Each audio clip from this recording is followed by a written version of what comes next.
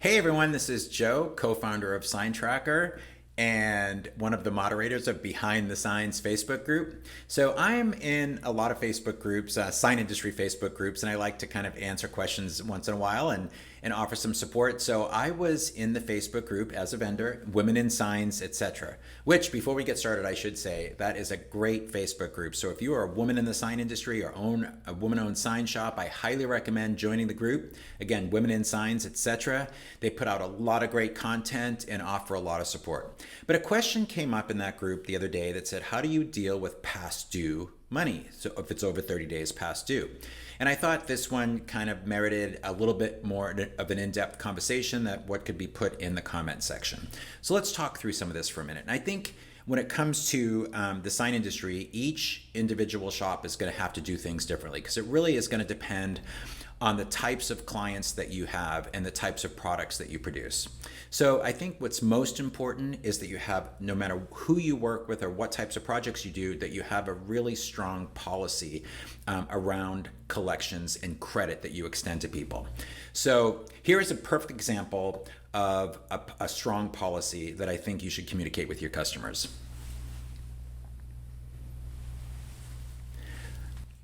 Okay, maybe not that crazy, but you do need to start with a solid contract and well-defined terms. So first of all, let's talk about the customer types. It's important that you do a little research on the types of customers that you are attracting to your business, right? So if you are working with, let's say, an architectural firm, and they do work over and over and over again, obviously you're going to extend some type of credit terms to them. But if you're dealing with a brand new business that comes in the door and they want a channel letter set for over their door, they want final graphics on their pylon panels or whatever, that can be an expensive project, and you're really taking a risk by working with someone that's brand new in business. So you have to make sure that your terms need to be adjustable depending on what type of customer you have. For example, if you're a smaller shop and you do banners and stickers and Coroplast signs, site signs, all that smaller stuff, let's say $500 or less.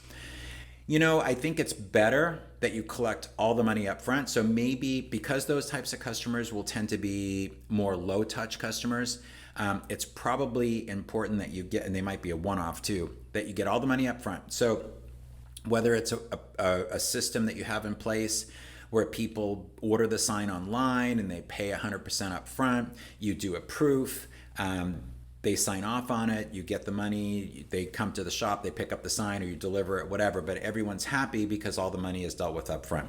I think for jobs that are $500 and less, pretty much that's the way you should go. But when you start getting into bigger projects, that's when you're going to start having to really kind of think about terms and how that works. So let's talk through some of that. Traditionally, sign shops that do jobs that are $500 to all the way up to big projects, it's a 50% deposit before work can be started. And there's one variable in there I want to talk about for a few minutes, and I think it's really important that you think about this, because I know a lot of sign shops are skittish about design fees. And so I highly recommend, and it took me a long time, to to accept this, in my sign shop, where I charged for design fees up front before we actually started the project. So if you've been in the sign business a while, you can have a pretty good feel of the cost of a project, right? So if it's a $10,000 pole sign, then you should be charging 10% up front just to get through the design and the research phase of the project. So $1,000 retainer. And what will that get you? Well, you'll go out, you could do a survey, you could do a city code check for like setback requirements, whatever, landlord criteria. So if you're doing a channel letter set on a storefront, you're gonna have to communicate with the landlord about what's approved or not approved. So all that goes into the design and research phase of the project, and there's a value in that. So you should really be collecting 10% of that upfront before you start doing any design work. So then you get through that and you say, okay, the client loves it, the client signed off on it, everyone's happy. Then at that point, collect a 50% deposit, or if you want to collect a 40% at that point to make it 50% total, that's up to you. But in any case, I think at that point, you can get started on the project. Now you get through the project and we're gonna talk about balance terms, right? So a lot of sign shops will say it's do it install. So we're gonna go out, we're gonna install the graphics on your windows. We need to have a check there before we can, get everything done for you. That's one way of doing it. If you do have corporate accounts, absolutely you're going to have to give some kind of terms, right? So whether it's a net 15 or a net 30, which simply means that we did all your wall wraps, or we did your channel letter set or whatever, and in 2 weeks that final balance is due. You've signed off on the project, you're happy, we expect payment in 2 weeks or 30 days, sometimes you have bigger accounts, they're going to want 30-day terms, which poses another cash flow problem that you probably have to work with your CPA on if you have some kind of a line of credit to float your cash flow. But a lot of bigger accounts are going to want 30-day terms. One thing I saw one time, which I thought was impressive, and these are the things that you guys have to decide to run your business and control your cash flow. But I was working with a sign shop one time, and I thought this was super impressive. We were working on their job flow board, which is in Sign Tracker, and so setting up stages of production and moving the jobs from stage to stage. And before, usually the last stage of any project is the closeout stage, where you send, whether it's completion photos, a nice thank you note, and then the final invoice. These folks had final balance collected, install, and then close out. And I said to him, why is your final balance collected here? It should be part of the closeout. And they said, nope, that's not how we work.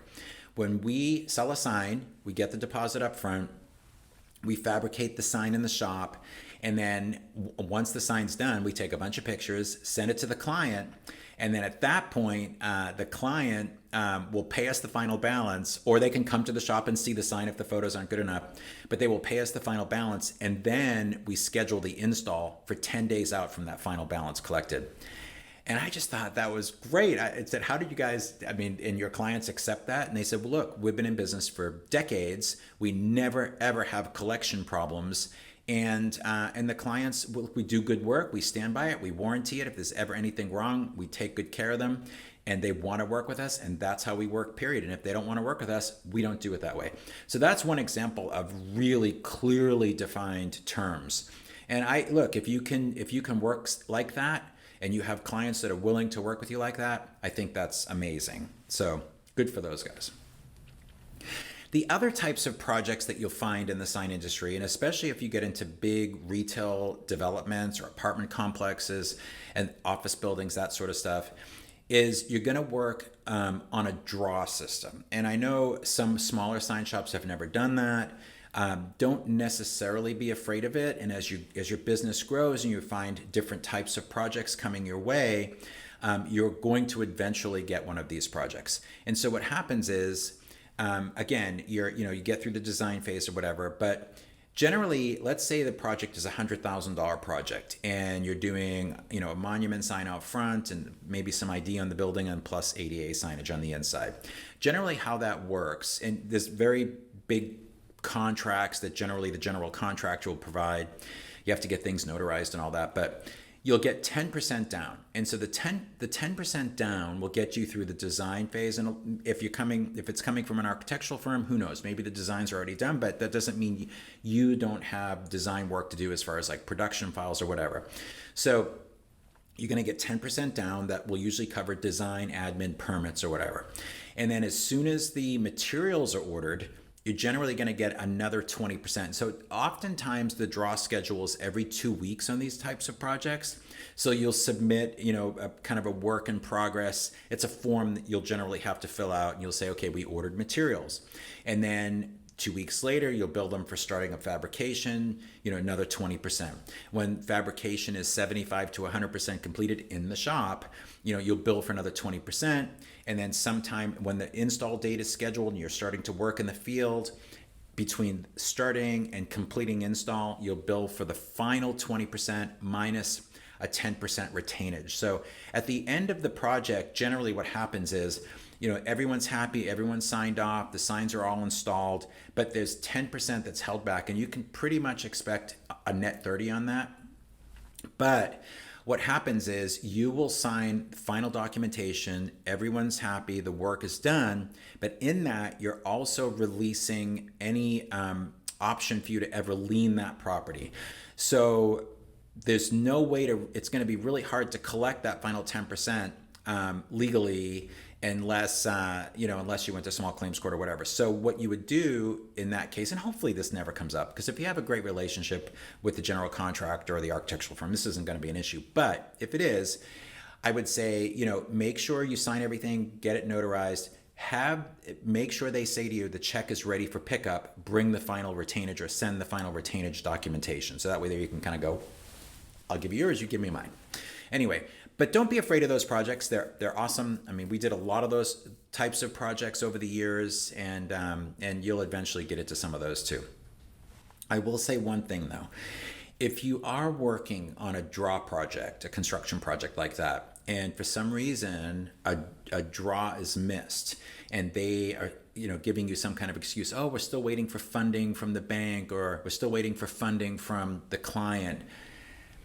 I was burned really bad one time on a pylon project, and the economy was taking a big dip, and we were doing like 6-7 big pylons along the side of a freeway. It was a giant retail development, and the general contractor was like, Joe, come on, just keep getting it done, don't worry, we're going to get you the money, blah blah blah. And we were about $100,000 upside down on this deal, to finally we were starting to freak out, like, when are we going to get our payment? And one day we called, there was no answer. The construction company went belly up, the development went belly up. That property sat vacant with our almost finished pylon signs sitting on them for years before it was all resolved. And we just had to write it off all as bad debt. So if you're in a draw situation and they're missing a draw and they're starting to give you excuses, I mean, immediately stop doing the work, period. You need to get paid. Okay, so let's talk about what to do when the payment is late. So first, at 30 days, I recommend resending the invoice with a nice letter and a phone call, just asking, following up on the payment. Hopefully they'll say, hey, come on down and get the money. But if they don't have any solid answer, I would wait when it's 45 days out, so 2 more weeks, and I would follow up with a phone call and just say, look, we really need to get paid. We appreciate working with you guys. We love the project, but we have a lot of overhead we have to cover, whatever. Prod them a little bit. It can be a little bit of a forceful phone call, but still nice and respectful. At 60 days, I think at this point, the phone call needs to be a little bit stronger. You need to resend the invoice with a little bit of a stronger letter. Still respectful, because hopefully, look, all businesses have cash flow problems once in a while, but their cash flow problem shouldn't be your cash flow problem. So at 60 days, you need to kind of, put a little bit more heat on. After 60 days, you also might want to consider a late fee, and that should be part of your terms too. So generally, it's 1.5% per month that that you can apply to the final balance if it's not paid at 60 days. Let's talk about 90 days. Once debt hits 90 days, it changes everything. So at 90 days, like for example, if you were going to sell your sign shop, and the sign shop, they look at, basically when sign shops sell, it's an asset sale. So generally they'll look at all your equipment. If you have printers and plotters and cutters and trucks and all that, usually if you own your own building, that's great. That's not usually part of selling the business. Hopefully you can rent the building out to them when they buy it. But they will also look at all your work in progress, your inventory, and your receivables. And with your receivables, anything that's 90 days past due, bad debt. They won't even value that. If you have $100,000 and that's over 90 days, and you say, you can jump up and down and scream and say, but they're good clients, I know they're going to pay. Nope, it's not going to be part of the deal. So at 90 days, you definitely need to get pretty aggressive. So what can you do? Well, you can lien the property. So if you're an electric sign shop, or even graphics, whatever, and you've applied sign products to a building, generally what that does is it becomes real property. So you can't really go there in the middle of the night and take the sign down. Although I could tell you a quick funny story. We did go one time and took all the sign faces off a channel letter set so that all just the LEDs were showing. And when the customer called screaming and yelling, we said, "Well, surely you were intending on paying us, and we thought that something was wrong with the sign, so we took them back to the shop to make sure everything was okay." Anyway, we ended up reinstalling the faces. He paid the vinyl balance, and everyone was fine. But I don't recommend that because technically, I'm not sure that's really legal. Because once it's attached to a building, it's considered real property. But you can lien it. That's a little bit complicated. Sometimes you need a lawyer to do it. And also, if it's on a property where the real estate company that is managing it is somebody that you do repeat business with, or they refer you a lot, it's kind of a fine line, right? Because it'll sort of tick them off too that they have to deal with it. So what we would do is we would call the property management company, and generally would have good relationships with them, and would say, "Hey, look, your tenant A, we installed the sign, and it's 90 days past due. We've been bugging them for the money, and we have no other option but to lien their space." And a lot of times the property managers don't want that, because that can kind of make things fuzzy. They don't want mechanics liens on their property because of their investors and funding. It's messy. And so with the tenant, if they do something that produces a mechanics lien, they're in breach of contract of their lease agreement. And so a lot of times the property manager will come in like just a hammer and get your money for you. So anyway, something to think about. The other course of action is small claims court. It's a little bit of a pain in the butt. You'll probably win because most likely the person that owes you money won't show up. So you'll get a default. And it doesn't cost you really anything to do it. Each municipality has different limits. So I think here where we are, it's like and if it's over $3,000, you have to go to regular court, hire a lawyer. But under $3,000, you can take it to small claims court. That might have changed. I haven't done it in a long time, but you just have to kind of figure out what that is. Problem is, even if you get a default judgment and it goes your way, you still have to collect the money. So the other way to collect money is to actually turn it over to an attorney or a collection agency. Problem is they take a big chunk, 50% usually up front. So, I mean, not up front of what they collect. So, that's still better if you collect 50%. It's better than collecting no percent.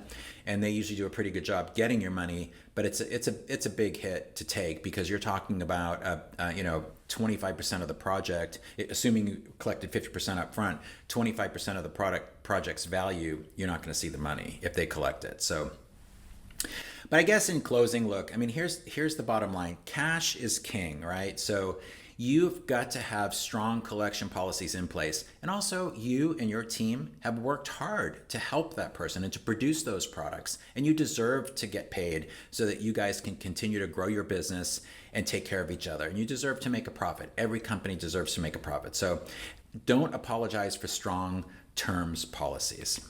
And lastly, if you go to the file section of Behind the Signs, I'm going to put a sample of a contract terms page that we use. It outlines interest and mechanics liens and terms and all that. Please look at it, go over it with your CPA or attorney, and start having that as part of the contract that you send to your customers. Also, I'm going to put a couple of collection letter samples, like collection letter template number 1, 30 days, and at 60 days. I mean, please, grab those and create some email templates or letter templates if you want to send hard copies out to folks, and edit them any way you want. So hopefully they're helpful tools. Anyway, thanks for spending a few minutes with me, and go collect that money. All right, take care. Bye.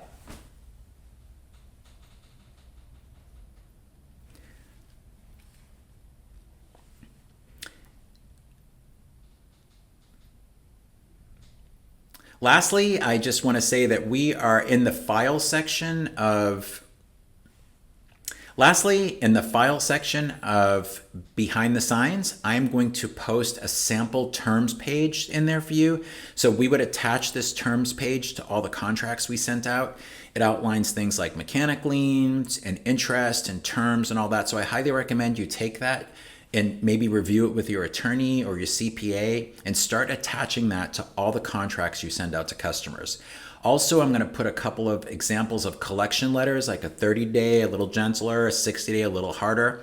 Please take those and edit them any way you want. Use them as email templates or hard copy templates and send them out to clients when they're past due and they owe you money. So hopefully they're helpful. So again, just go to the behind the signs, the file section. There's a bunch of other cool stuff in there too. You're welcome to all of it for free.